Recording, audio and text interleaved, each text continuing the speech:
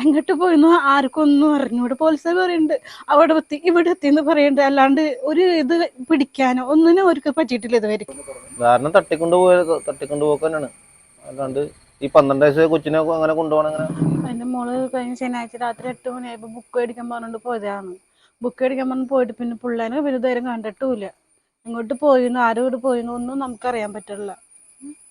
ഇത്രയും ഇപ്പം മൂന്നാമത്തെ ദിവസം രാത്രിയാണ് വരുന്നത്. ഇപ്പോൾ എൻ്റെ മോള് പോയിട്ട് അങ്ങോട്ട് പോയിന്ന് ആർക്കും ഒന്നും അറിഞ്ഞൂടെ. പോലീസുകാർ പറയുന്നുണ്ട് അവിടെ എത്തി ഇവിടെ എത്തി എന്ന് പറയുന്നുണ്ട്, അല്ലാണ്ട് ഒരു ഇത് പിടിക്കാനോ ഒന്നിനും അവർക്ക് പറ്റിയിട്ടില്ല ഇതുവരെ. എന്തിനാണ് പോലീസുകാർ അവിടെ മേലെ പോയെന്ന് പറഞ്ഞാൽ ഞങ്ങളോട് ആശ്വസിപ്പിക്കാൻ വേണ്ടിയിട്ടാണ്.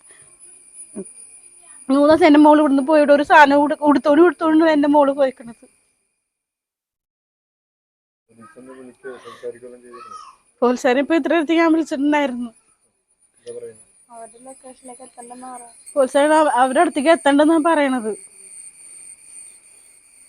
2-3 ദിവസമായി വിളിക്കുമ്പോൾ പറയണ എത്താറായി അവളുടെ അടുത്ത് എത്താറായി എന്ന് പറയുന്നല്ലാണ്ട് കൊച്ചിനെ ഇതുവരെ കണ്ടിട്ടൊന്നുമില്ല. കൊച്ചിന് ഫോൺ ഓണല്ല. കൊച്ചിന് ഫോൺ അന്ന് ഒരു ദിവസം ഓണായതാണ്, പിന്നെ ഓണായിട്ടില്ല ഇതുവരെ. ഒരു സ്വിച്ച് ഓഫ് ആണ് ഫോൺ. കാരണം തട്ടിക്കൊണ്ടുപോക്കാനാണ്, അല്ലാണ്ട് ഈ 12 വയസ്സ് കൊച്ചിനെ അങ്ങനെ കൊണ്ടുപോകണം. അങ്ങനെ ഈ 18 വയസ്സായാലും കുഴപ്പമില്ല, 12 വയസ്സ് കൊച്ചിനെ തട്ടിക്കൊണ്ടുപോകാണ്ട് ഇത് ട്രാപ്പിംഗ് ആണ് ഞങ്ങളുടെ വിശ്വാസം. വീട്ടിൽ ബുക്ക് കൂട്ടായത്തിൽ ബുക്ക് കൊടുക്കുമ്പോൾ ഞാൻ ഒരാഴ്ചയായിട്ട് അമ്മയുടെ വീട്ടായിരുന്നു.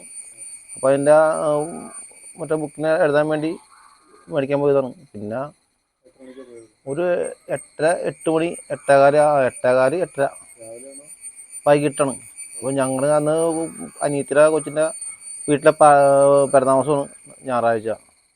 അപ്പോൾ പറവൂർ പോയി വന്ന് അനിയത്തിയും കൊച്ചുകൊണ്ട് പറവൂർ പോയത്.